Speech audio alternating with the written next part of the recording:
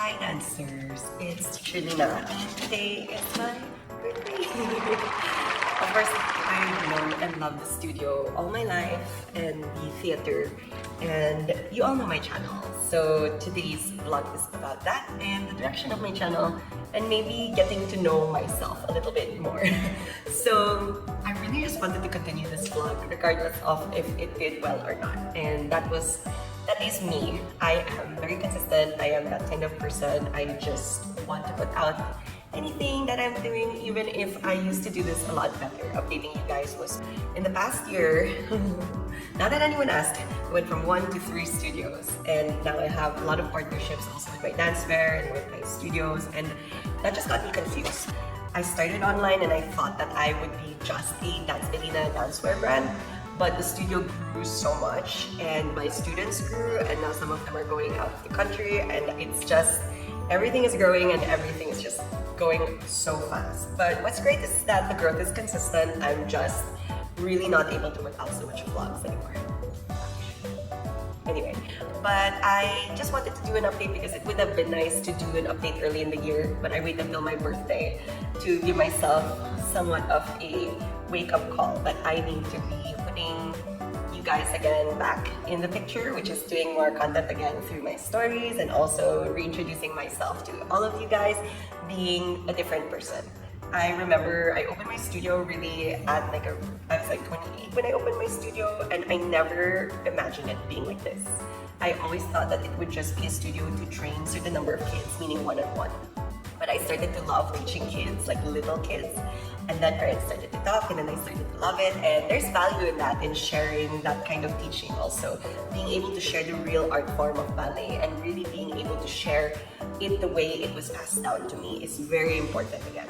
It's nice to get to know you guys again and my new brand, because I can see that the market is also growing with me and changing, especially now that a lot of you are a lot older. And now I have to include ice skating into one of my new hobbies.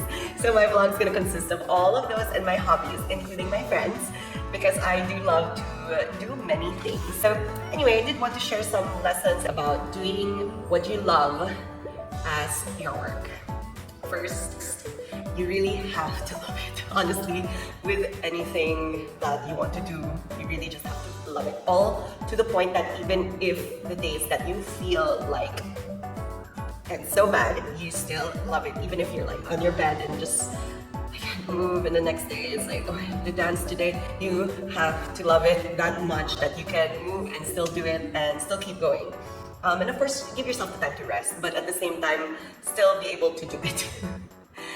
Doing ballet as your life is just, it's hard. And injury-wise also, I mean, you all know that I had and stopped also because of an injury. And now trying to get back into it at 33 is pretty fun also, because I'm rediscovering ways and new movements for myself. Next is that you should be always open to the idea of learning more things, because things are always changing. Stick to your principles, but also be open to learning many new things, especially when it comes to technique or to dance. And I would advise, if you are a teacher, just don't be mean. There are mean teachers, but I don't know. This is my thing about professional dancers, is that sometimes they become so stuck up after leaving. Not to mention anyone, of course. It's just a general thing that I see here, at least.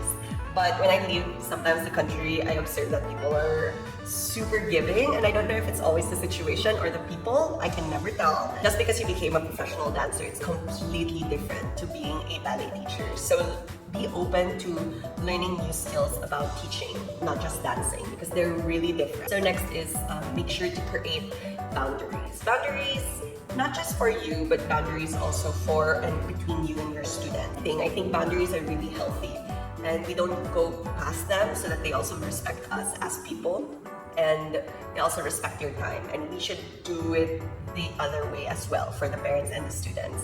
And you have to really love every one of your kids, really.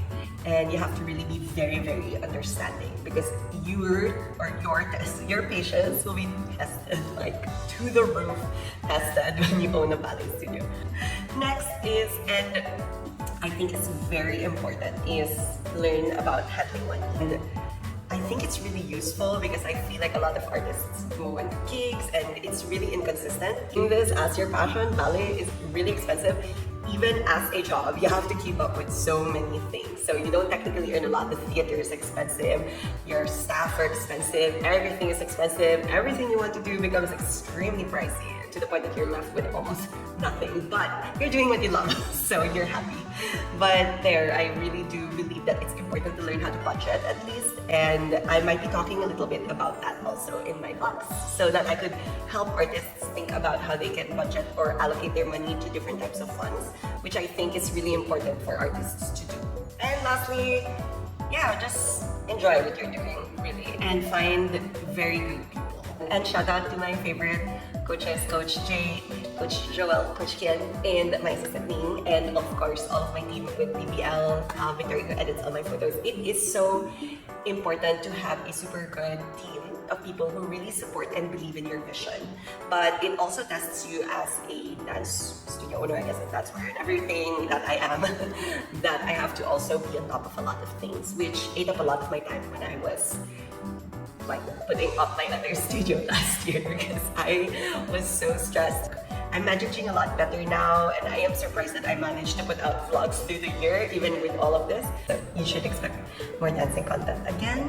Guys, tune into the channel and its changes, and I hope that you like the new direction it's going towards, especially since we'll be putting out more skating content, not just dancewear and dancing content, but also featuring some of our teachers from the company of Galao.co, which is our new partner with the studio Galao X Lina. So anyway, thank you guys, and thank you so much for tuning in. I am doing a how many days sale? May 17th to the 31st.